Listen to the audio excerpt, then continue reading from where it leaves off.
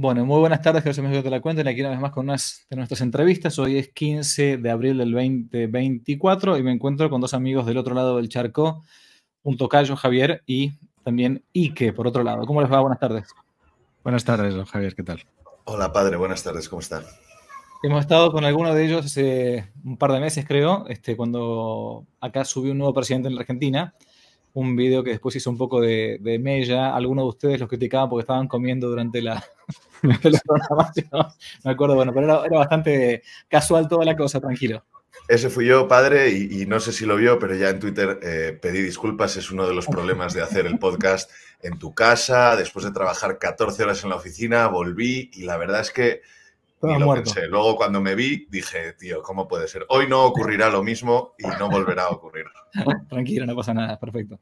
Bueno, yo he convocado a estos muchachos porque han tenido la gentileza de hacerme llegar en exclusiva un trabajo para mí fenomenal, excepcional, impresionante sobre lo que muchos de ustedes quizás no conocen, porque es una cosa que si algún día van a España y si algún día van por Madrid y si algún día van por cerca del norte de Madrid, tienen que sí o sí ir, que es ni más ni menos que lo que se conoce como el Valle de los Caídos, ¿no? Han hecho una, como decimos en mi país, una patriada, una cosa impresionante, un documental en dos partes, ¿no? Ya acaba de salir ayer la primera parte, 14 de abril, y en breve sale la segunda parte sobre ni más ni menos que esto que se conoce como el Valle de los Caídos. Y ahora quiero que me comenten ellos por qué hicieron esto, cuál fue la finalidad, porque a su vez no es gente que venga, que haya nacido en la década del 30. Se refiere todo esto a lo que fue la cruzada española o como también le llaman la guerra civil española, ¿no? Bien, ¿qué es esto del Valle de los Caídos? ¿Qué me pueden contar y por qué lo hicieron? Está silenciado, Javier. Perdón. El Valle de los Caídos, tengo que decir lo primero que es polémico ya incluso llamarlo así, porque por ley, no sé si nuestros espectadores de Hispanoamérica sabrán que en España hay una ley que se llama Ley de Memoria Democrática que impide llamar ahora al Valle de los Caídos así porque es una reminiscencia del fascismo, etcétera. Y entonces ahora oficialmente hay que llamarlo el Valle de Cuelgamuros, que es un poco el nombre original que tenía. No el original, porque el original era el Valle de Cuelgamoros, pero bueno. Entonces ya solo Eso es más polémico todavía. Sí. más polémico, sí, pero solamente ya haber titulado así el documental creo que es una declaración de intenciones, ¿no? Nosotros no estamos dispuestos a pasar por el aro de leyes que coartan la libertad de opinar sobre la historia, ¿no? El Valle de los Caídos es un conjunto monumental con la cruz más grande del mundo, tiene más de 150 metros. Además también tiene una basílica gigantesca excavada en la roca, también tiene una abadía benedictina, un colegio escolanía, una hospedería. Es un conjunto monumental apabullante y bellísimo. Y se construyó después de la Guerra Civil como símbolo de hermanamiento entre los caídos por España, pero los caídos de ambos bandos, que esto es una cosa que es bastante inédita en el mundo. Yo no, a lo mejor alguno de los espectadores me sabe decir algún país donde haya ocurrido esto, pero yo no lo conozco. Un monumento a las víctimas después de una guerra, pero de los dos bandos, para hermanarlos, porque se consideró que la guerra había sido terrible para España, hermanos contra hermanos, y se quería precisamente el hermanamiento y la superación de los problemas, ¿no?, que había habido. Bien, pues esto se construye durante más o menos casi 2 décadas y allí se entierran, más o menos estamos hablando, aunque los números pueden variar, pero más o menos alrededor de 34.000 personas que murieron en la Guerra Civil, de ambos bandos, insisto. Unos muertos en la propia guerra, pero incluso también muertos en el terror rojo que hubo en Madrid, porque no hay que olvidar que durante la República hubo una cruenta persecución religiosa en la España republicana y Madrid era republicana, por lo tanto el terror rojo fue bastante apabullante. Y claro, políticamente se utiliza como un arma el Valle de los Caídos. Se utiliza un arma contra los propios españoles, que es lo que a nosotros nos indigna, ¿no? Y el problema es que los políticos que han gobernado España, unos por verdadero odio a la cruz y lo que representa, y otros quizás por miedo a que les etiqueten de cosas, no han hecho nunca nada para preservar el Valle de los Caídos. Y el Valle de los Caídos no solamente está en un estado lamentable de conservación porque no se les asigna dinero desde Patrimonio Nacional, que es económicamente de quien depende el Valle de los Caídos, no se les asigna dinero para las reparaciones, sino que además hay una guerra abierta contra los monjes, los quieren echar de allí. Hace un par de días salió la noticia de que les van a dar 2 años para expulsarlos. Ayer mismo por la mañana fue el presidente del gobierno, Pedro Sánchez, allí a hacerse una foto con algunos huesos, diciendo que quiere dignidad y justicia. Y bueno, pues es un tema que a nosotros nos surgió la posibilidad de ir allí a grabar con yo creo que los más expertos que hay en España sobre el Valle de los Caídos, que es Pablo Linares, el presidente de la Fundación para la Defensa del Valle de los Caídos, y el erudito profesor Alberto Bárcena, que se sabe la historia de cada piedra que hay allí. Y luego con los monjes. Eso es lo que también nos movió, ¿no? Con los monjes para saber qué le puede dar en la cabeza a una persona de 23 años para dejar todo y meterse en el corazón de la montaña a vivir en soledad, ¿no? Entonces, la primera parte es una parte más histórica y donde intentamos abordar los mitos que hay sobre el Valle de los Caídos y la leyenda negra, porque claro, ahora lo hablaremos, hay mucha leyenda negra sobre la construcción del valle, por ejemplo, y sobre lo que representa, el significado. Y luego la segunda parte es más espiritual. Nos queremos centrar más en por qué se elige a los monjes benedictinos para encargarse de ese lugar, cómo es el día a día de un monje benedictino, a qué se dedican, qué es lo que les mueve, cuál es la regla de San Benito, etcétera, etcétera. Si les parece, vamos a ver primero el tráiler que tenemos acá, ¿sí? Aquellos que no conocen, lo voy a colocar acá rápidamente, a ver.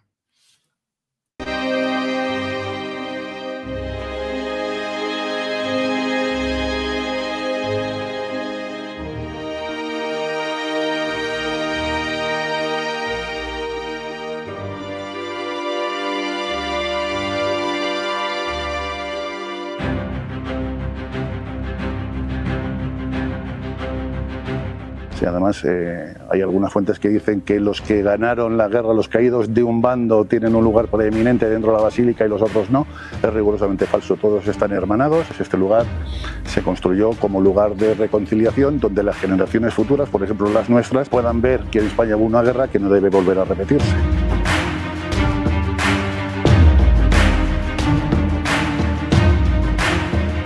Y además yo creo que precisamente ahí está el motivo de que produzca tanto rechazo en algunos, ¿no? Una basílica, la cruz más grande del mundo y una abadía benedictina. ¿Por qué eso causa tanta furia? No es una idea egoísta, ¿no? No es un retiro en el sentido en que uno se aparta del mundo por un egoísmo, porque busca su propio bien, sino que es un apartarse del mundo para que esa muerte al mundo sea fecunda.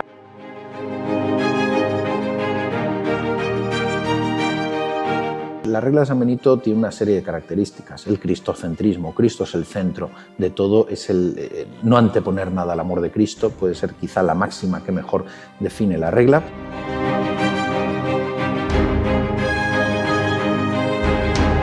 Y que finalmente pues podamos mantener aquí una vida al servicio de una de las finalidades básicas del Valle, que es la reconciliación entre los españoles.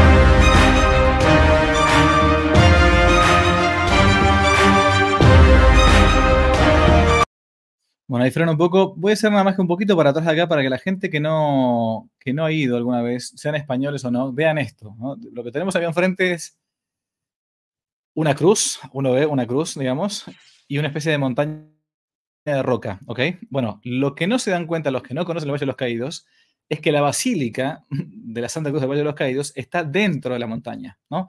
Porque capaz que ustedes están totalmente acostumbrados ya porque ya han ido varias veces o han hecho el documental, Pero lo que es impresionante de este monumento, incluso cultural, arquitectónico, es que esto que estamos viendo acá, todo esto, esta es la abadía, y esto que está acá, que pasa acá enseguida, es dentro de la montaña, ¿ok?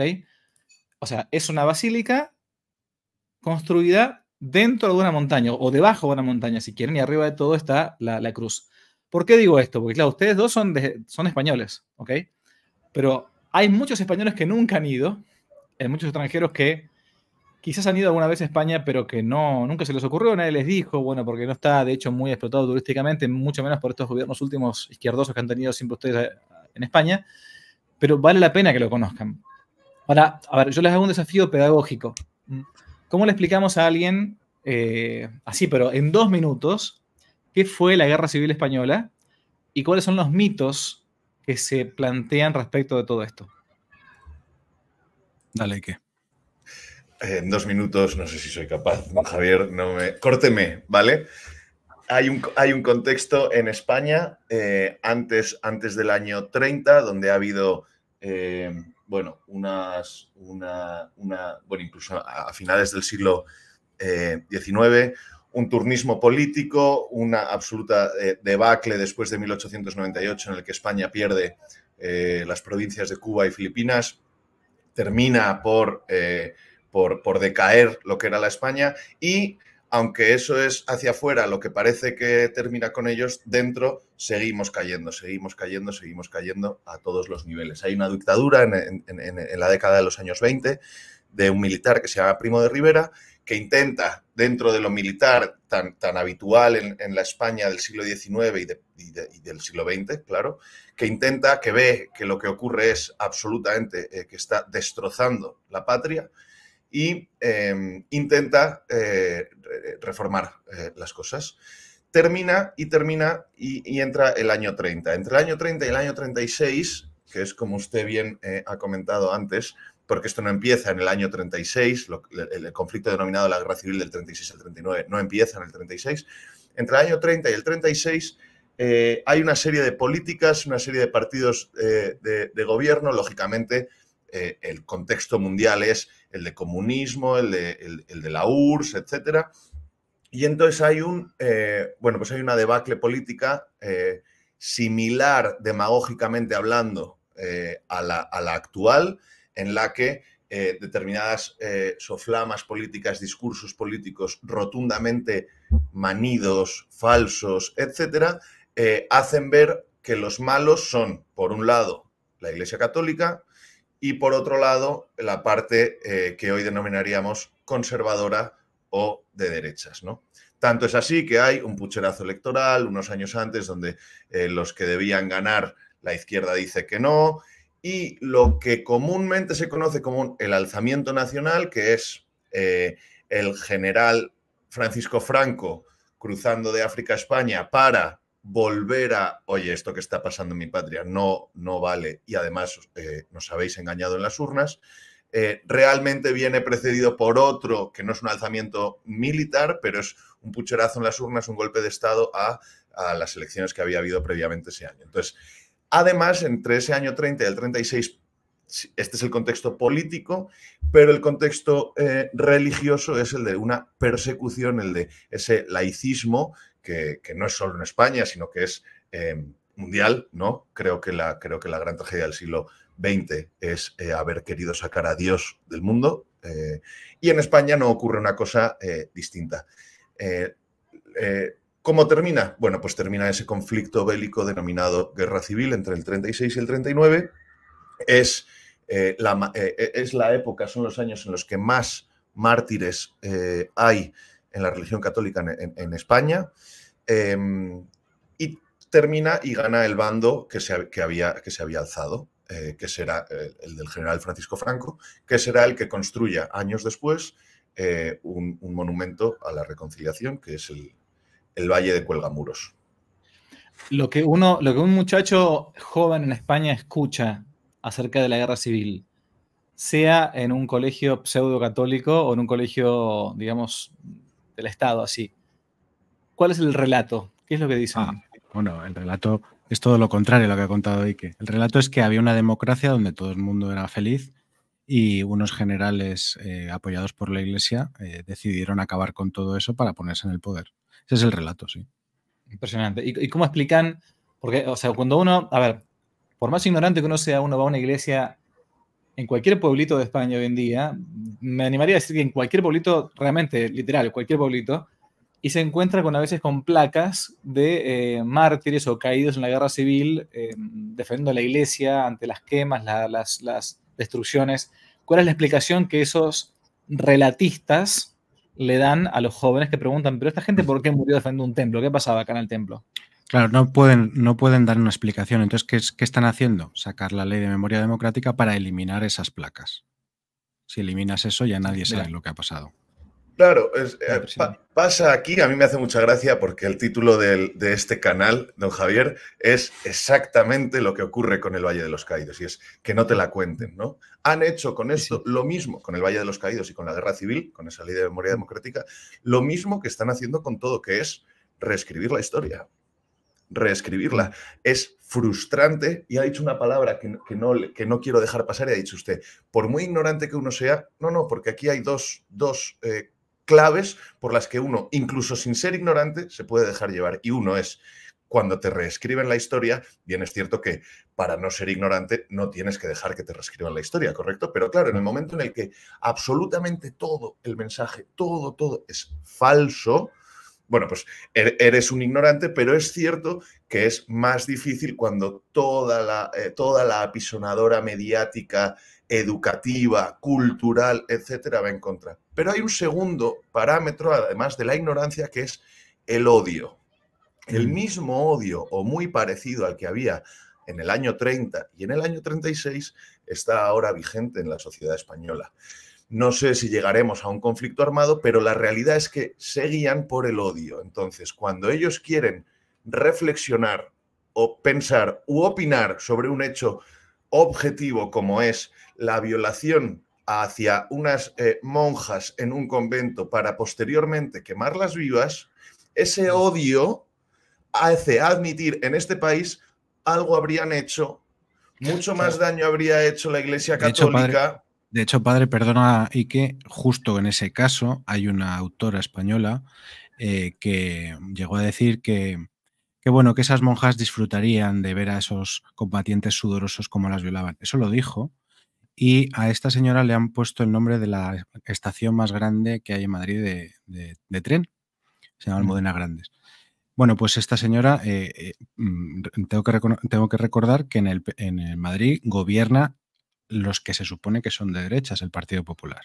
Y esto les parece bien. Claro, impresionante. Bueno, ¿qué es entonces el Valle de los Caídos? Primero, empecemos así, para que no nos la cuenten justamente, para que no te la cuenten. ¿Qué se dice que fue el Valle de los Caídos y qué realmente fue? Pues de nuevo el relato es el mausoleo del dictador Francisco Franco. Claro. Es un sitio que quiso construir Franco para enterrarse allí y hacerlo lo más espectacular posible porque tenía un ego gigantesco. Entonces, sabemos que esto no es así porque él ya lo dijo en alguna ocasión, que él no quería estar enterrado ahí. La condición para ser enterrado ahí era ser una víctima de la Guerra Civil. Por eso sí se enterró a José Antonio Primo de Rivera, porque José Antonio Primo de Rivera fue asesinado en la Guerra Civil. Pero parece ser que luego, cuando fallece Francisco Franco, algunas fuentes dicen que es el propio rey de España el que dice que se tiene que preparar una tumba corriendo para ponerlo ahí. Han estado enterrados allí ellos dos, junto con los otros 35.000 caídos por España, pero en los últimos 4 años los dos han sido exhumados y han sido trasladados a otro lugar. Esto también ha creado bastante polémica, evidentemente, porque le ha llevado el sobrenombre a Pedro Sánchez del desenterrador, ¿no? Porque es que cuando tiene algún problema él en su política de corrupción, algún caso de corrupción que quiere tapar, rápidamente recurre a lo que se ha denominado francomodín. Saca la carta de Franco para volver a avivar ese odio y que se tapen pues, casos de corrupción o cosas que ha hecho mal, etcétera. Ahora, si la condición era solamente haber caído durante la Guerra Civil, bueno, está bien, Franco murió de muerte natural, José Antonio murió martirizado prácticamente y van a decirte que no murió durante el periodo del 36 al 39, por eso, por lo tanto, no corresponde que esté en el valle. Es por eso. Claro, fue un poquito antes de que empezara Claro, la sí. guerra, claro. Sí. Pero como le decía, es otra mentira, porque la guerra no es del 36 al 39. La guerra empieza Claro. mucho antes. Lo que pasa es que es una guerra espiritual, una guerra religiosa, también una guerra social. Lo que no hay, o sí hay, pero no te lo cuentan, es disparos entre un bando y otro. Porque si lo que hay es quema de iglesias, es violaciones de monjas. También hay disparos entre un bando y otro, sobre todo entre uno hacia otro, sí. Eso es, pero no un conflicto armado, digamos, un estado bélico de guerra. ¿Por qué? Porque eso no entra, digamos, un bando militar contra otro bando militar hasta que un general del ejército se alza en armas. Se subleva. ¿Cuáles son los mitos? Por ejemplo, en el documental ustedes comentan una cosa que yo he escuchado alguna vez de gente ignorante o de gente que está ya, adoctrinada, que el Valle de los Caídos fue construido gracias a una enorme cantidad de esclavos que hubo, que Franco los esclavizó para que construyan piedra por piedra, cavando con muchísimos muertos y miles de muertos que murieron bajo las piedras de esa tremenda ese macizo de piedra. Uno de esos tantos fue eso. ¿Qué otro más tienen? Bueno, además, de hecho, para comentar ese concreto, ese bulo, sí, ese gran bulo, tenemos a Pablo Linares, que es nieto de uno de los constructores del Valle. El Valle lo construyen obreros libres, contratados por empresas, y obreros presos, sí, efectivamente, pero eran obreros presos que convalidaban las penas. Es decir, ellos por cada día de pena llegaron a convalidar hasta 6 días de la pena. Pero hay que recordar que además eran penas que habían sido conmutadas ya por haber hecho crímenes en la guerra, penas de muerte que fueron conmutadas por a lo mejor 30 años de prisión. Y entonces, en 5 o 6 años, los presos que iban allí a trabajar salían libres. Y muchos se reenganchaban y seguían trabajando como obreros libres porque les gustaba las condiciones laborales. O sea, es todo... Evidentemente hubo muertos, claro, hubo accidentes laborales, pero ni miles, ni nada parecido, ni había condición esclava, ni nada. Había un pueblo, un pequeño poblado donde vivían allí mismo, con sus familias además, con una escuela donde tenían que obligatoriamente escolarizar a los niños porque si no les expulsaban, si no se portaban bien, les amenazaban con echarles, ¿no? Esto puede llamar la atención, ¿no? Porque dicen que eran como un campo de concentración, ¿no? ¿En qué campo de concentración te amenazan con echarte si no te portas bien, ¿no? Sí. Son varios mitos. Por las dudas, digo, para lo que no ubique la geografía, esto no es que está ahí a la vuelta de Madrid. O sea, hay que hacer un trecho hoy por hoy con autopista, más o menos, unos 40 minutos, a veces 50 minutos. A 50 kilómetros al noroeste de Madrid, por una de las autopistas principales de España que comunica Madrid, que es el centro de la península, con el noroeste, y está en la salida casi un poco más, 50, y es una salida de la carretera que en 3-4 minutos ya estás ahí. De hecho, lo impactante, bueno, no es lo más impactante, pero es muy impactante, además de visitarlo, que todo el que recorre esa ruta, esa carretera desde Madrid hacia Galicia, hay un punto en el que esa autopista de 4 carriles va y enfoca la montaña, la sierra del Sistema Central, que son unas montañas y a la izquierda, al fondo, se ve perfectamente la Gran Cruz del Valle de los Caídos. La Gran Cruz, que es la más grande del mundo, ¿no? La más grande del Así mundo, es. sí, señor. Así es. Tienen su base a los 4 evangelistas, hechos por el escultor Ábalos. Tiene las 4 virtudes, me parece, encima. En fin, es una obra espectacular. Antiguamente, digo, capaz que sale en el documental, pero no está totalmente explicado porque tampoco puede decirse todo. Antiguamente uno podía ir hasta la base de esa cruz y te llevaba una especie de un funicular, sí. Un funicular, exactamente. Hoy por hoy eso está como totalmente abandonado, digamos, pero no abandonado porque no es un rédito económico. Yo creo que muchos turistas irían si eso se reactualizase, si se modificase. Pero yo creo, según me han dicho allí cuando fui al Valle un par de veces los últimos 2 años o 3 años, que es por una cuestión puramente ideológica, que no quieren restablecerlo, porque no quieren ni siquiera ganar dinero a costa de algo que supuestamente es el resabio del fascismo franquista, ¿no? Exacto. Solo con la taquilla que se podría generar con los ingresos turísticos se podría perfectamente reparar el Valle de los Caídos, tenerlo bonito, en fin, y sobraría y daría dinero. Pero no se quiere dar. Además, desde el 2019 me parece que es, y que, corrígeme si me equivoco, también le retiraron la asignación a los monjes. La asignación tenían. Esto hay que explicarlo porque el titular del Valle de los Caídos es una fundación. Cuando se crea el Valle de los Caídos, se crea también una fundación, que es la Fundación de la Santa Cruz, y ese es el titular del Valle de los Caídos. No es patrimonio nacional. Para los que no conozcan cómo funciona esto en España, los edificios pertenecientes al Estado, que son históricos, su titularidad es la de patrimonio nacional, que es quien se encarga de tenerlos bonitos, que la gente los vea, preservarlos, etc. Bien, en este caso no es así.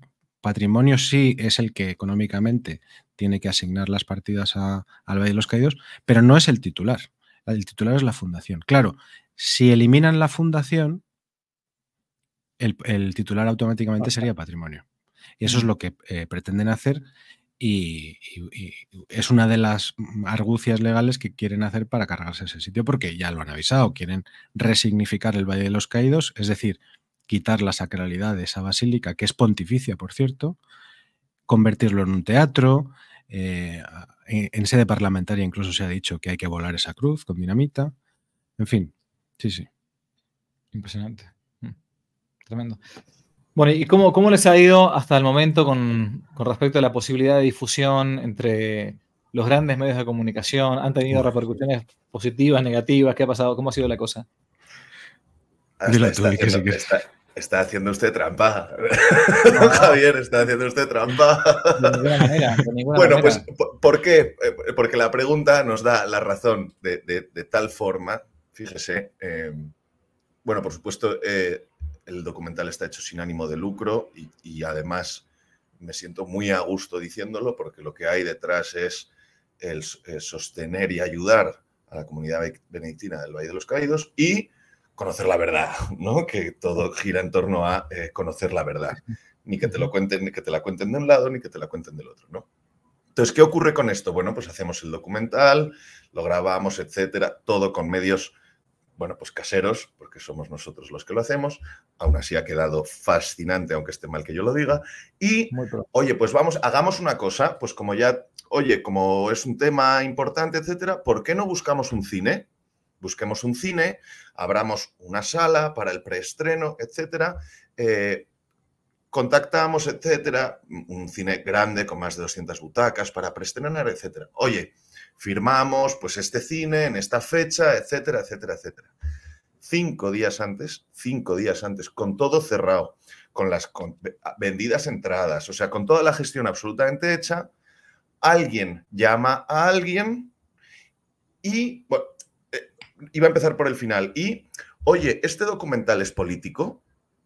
Y nosotros, no, para nada político. De hecho, es sobre un monumento de este país. Se habla más del monumento y de la comunidad benedictina y de la realización del documento. O sea, de político esto no tiene nada. Ah, vale. Y al día siguiente, oye, nos tenéis que pasar, por favor, no sé cómo se llama técnicamente, Getro, si no me lo dices tú, la regulación por la cual la edad a la que pueden acceder a este cine, ¿no? No pueden acceder niños la calificación de años. Gracias, la calificación. Que es un trámite, son trámites administrativos que tardan mucho tiempo, etcétera, y cada 5 días no te da tiempo. Y lógicamente nosotros no hemos hecho, porque somos pues, un canal de YouTube que ha hecho un documental.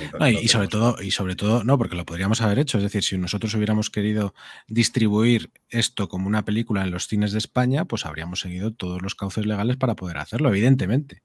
Pero es que no queremos hacer eso. Nosotros lo que queremos es que lo vea la mayor gente posible. Para eso lo vamos a subir a YouTube. Pero de manera gratuita, es decir, las entradas del cine es el preestreno, un evento, juntar a la gente, darlo a conocer, pero el objetivo del documental es YouTube en abierto. Eso es. Y además, esto del cine simplemente era porque el primer preestreno ha sido en el propio Valle de los Caídos y se nos agotaron las entradas en 12 horas. Entonces tuvimos que ver la posibilidad de abrir en otro sitio porque se nos había quedado pequeño y mucha gente nos reclamaba entradas, ¿no? Y no queríamos tampoco armar un follón ahí en el Valle que se presentaran 500 personas, ¿no? Y que nos echaran a los guardias civiles encima. Pero la intención es esa, ponerlo en el cine para que una vez para hacer un preestreno y punto. Ya está. Alquilar una sala de forma privada y ya está. Y porque hay un tema aquí también, que hay muy poco marketing detrás de 6 personas que hacen esto por amor al arte, ¿no? Pero el poco marketing que hay es, oye, ¿qué nos funciona en YouTube? El boca a boca. Entonces, si tú vas al cine, juntas a 300 personas antes del estreno del documental, oye, pues generas un poco, quiero decir, ¿no? O sea, que claro, cualquier otro pensará que hay una intención, ¿no? Un subterfugio, pero no lo había. Bueno, pues nos quedamos sin cine 5 días antes de... Afortunadamente conseguimos otro, esto también hay que decirlo. Pero con respecto a los grandes medios, pues evidentemente ninguno se ha hecho eco que yo sepa hasta ahora. Hay algunos más pequeños que sí, sobre todo además portales católicos que nos han tratado fenomenal en cuanto han visto quiénes eran, vamos, nos han preguntado, pero quiénes sois y qué es lo que queréis hacer. Se lo hemos explicado. Pues adelante, pues venga, vamos a sacaros una pieza, vamos a haceros una entrevista, etcétera. Pero bueno, los grandes medios evidentemente no. Algún medio más de extrema izquierda sí que nos ha intentado que le diéramos el documental en exclusiva, bajo embargo, pero bueno, nosotros hemos dicho que para todo el mundo, menos para el padre Javier Olivera Robasí, iba a ser el 14 de abril. Está perfecto. Bueno, les agradezco muchísimo. Realmente yo he gozado mucho. Hace más de 15 años o más. Yo tengo 47 años, voy viajando a España, la madre patria, desde que tengo 18, ¿no? Y en los últimos años siempre llevo muchachos o universitarios o chicos del último año del colegio secundario para que conozcan lo que quedó de lo que era España, ¿no? Lo digo con tristeza porque es la realidad. Pero no solamente España, también yo siempre les digo a los chicos, vamos a ver lo que quedó de lo que fue la cristiandad. Esa cristiandad a la que uno tiene que intentar realmente de vuelta aspirar. Y un lugar obligado. O sea, yo puedo quizás no ir al Prado de Madrid. Pero no podés dejar de ir al Valle de los Caídos, ¿no? Porque es único. O sea, las cosas del Prado, es cierto, están nada más que en el Prado. Pero después tenés el Louvre, tenés el British Museum en Londres, tenés, bueno, en Italia muchos museos, pero algo como el Valle de los Caídos, no solo por lo arquitectónico, digamos, estructural, sino por el significado que implica, que dejó Francisco Franco y que según dicen, hasta él mismo eligió el árbol del cual iba a salir la cruz tallada que queda en el altar principal de la Basílica del Valle. Ese monumento de reconciliación nacional para los españoles caídos de un bando y del otro, o sea, de parte del comunismo, del bando nacional, es único. No hay otra cosa parecida o no conozco yo otra cosa parecida. Por eso yo les agradezco enormemente el trabajo para que quede para la posteridad y, como decíamos antes, de la gente más joven que quizás no conoció lo que fue la guerra civil o se tragó todo el relato, ¿no? Bueno, a menos que escuche la otra campana, ¿no? Claro, padre, lo que estamos diciendo generalmente en todos los sitios que nos llaman es, cuando nos preguntan la intención de hacer esto, es que es muy difícil defender un sitio si no se ama ese sitio. O, bueno, el sitio o a alguien o algo, ¿no? Y para amarlo hay que conocerlo. Entonces, la manera que nosotros queremos contribuir a que la gente lo conozca es haciendo esto, ¿no? Hay muchas asociaciones que están defendiendo al Valle de los Caídos en la vía legal, en la vía de manifestaciones en la calle. Pero en el apartado audiovisual no había nadie. Esto es un tema como radiactivo en el que nadie se quiere meter, ¿no? Entonces, nosotros teníamos esa necesidad de hacerlo. Si quiere, déjeme, antes de cerrar, que lea un poquitín del el decreto de creación de la Fundación de la Santa Cruz, que es el verdadero titular del Valle de los Caídos. Me voy a detener en este párrafo. La fe religiosa de nuestro pueblo, el sentido profundamente católico de la cruzada y el signo social del nuevo Estado nacido de la victoria exigen que el monumento nacional a los caídos no sea una simple construcción material, sino también un lugar de oración y de estudio donde, a la vez que se ofrezcan sufragios por las almas de los que dieron su vida por su fe y por su patria, se estudie y se difunda la doctrina social católica, inspiradora de las realizaciones sociales del régimen. La cruz grandiosa que preside e inspira el monumento imprime a esta realización un carácter profundamente cristiano. Por ello, el sagrado deber de honrar a nuestros héroes y nuestros mártires ha de ir siempre acompañado del sentimiento de perdón que impone el mensaje evangélico. Además, los lustros de paz que han seguido a la victoria, esto se hace porque el decreto es del 57, ya han pasado varios años después de la Guerra Civil, han visto el desarrollo de una política guiada por el más elevado sentido de unidad y hermandad entre los españoles. Este ha de ser, en consecuencia, el monumento a todos los caídos, sobre cuyo sacrificio triunfen los brazos pacificadores de la cruz. Impresionante. Ujú.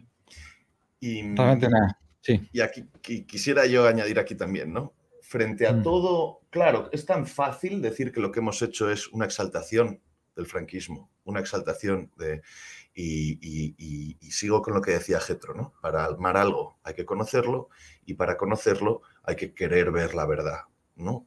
Y la realidad es que la cruz más grande del mundo no es un símbolo de odio, no es un símbolo de, ni siquiera de en el año 56, de victoria y en su consecuente derrota, ¿no? Es un símbolo de reconciliación y de perdón.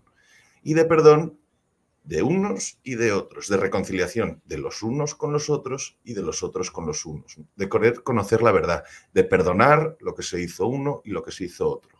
Y no exaltar necesariamente a ninguno de los dos bandos porque probablemente te metas en ese odio, ¿no?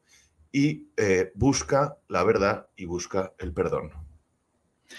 Y solamente la verdad es lo que te hace libre al final de cuentas, ¿no? Sí. No el relato. No el relato. Bueno, les agradezco muchísimo el tiempo. Esperemos que sea realmente un éxito, que la gente, sobre todo la gente más joven, disfrute con esto y empiece a conocer un poco la verdad que le han ocultado en España.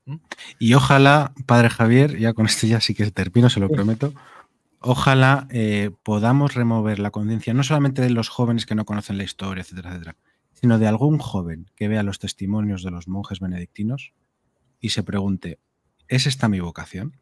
Ojalá. Si conseguimos a uno, ya ha merecido toda la pena. Ciertamente que sí. Bueno, Dios les bendiga mucho y que no te la cuenten. Chao, chao. Muchas gracias, Padre. Si les gustó el video, aparte de suscribirse, activar la campanita y comentar, en la descripción de este video se van a encontrar con el link de la plataforma Patreon, un modo concreto de apoyar este apostolado que intenta hacer una contrarrevolución cultural y espiritual. Dios les bendiga y que no te la cuenten.